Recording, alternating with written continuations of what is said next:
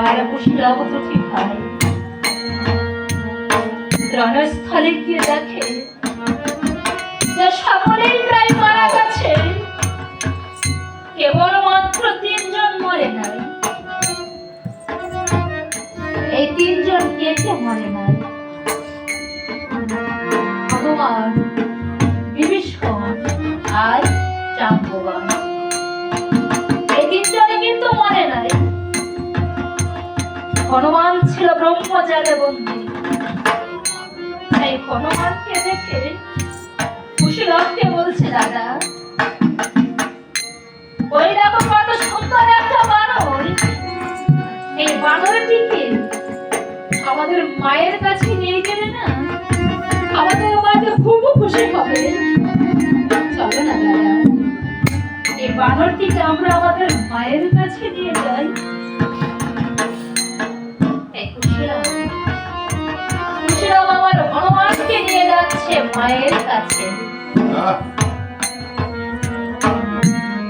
এদিকে সীতা মার আমার কলসি নিয়ে ওই সরুচিতা জল আনতে যাচ্ছে।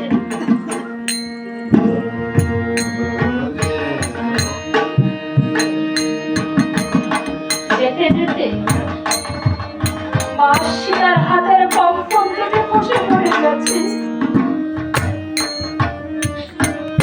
এবার সীতা মা যখন ওই কলসিটা জল ভরছে, তখন জলের ছায়ায় দেখতে পাও তার সীতার সিঁদুর মলিন হয়ে গেছে।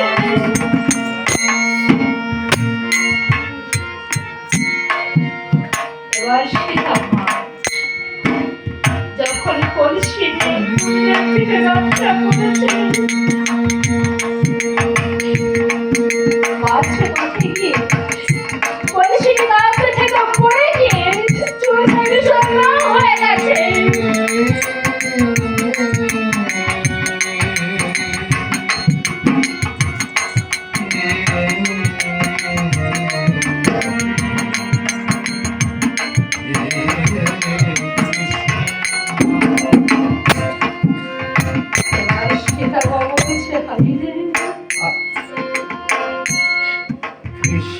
আজ আমি এত অমঙ্গলের চিহ্ন কেন দেখতে পাচ্ছি?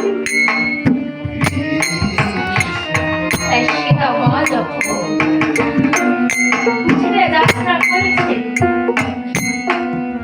উঠিলে যে দেখে যে কুশীলব দুটি ভাই দাঁড়িয়ে আছে। কুশীলবকে দেখে সীতা মা আমার কুশীলবকে বলছে, বাবা কুশীলব, তোমরা তো এই বনের ভেতরে কারোর সঙ্গে দুঃখ করেছো বাবা। এবার কুশীলব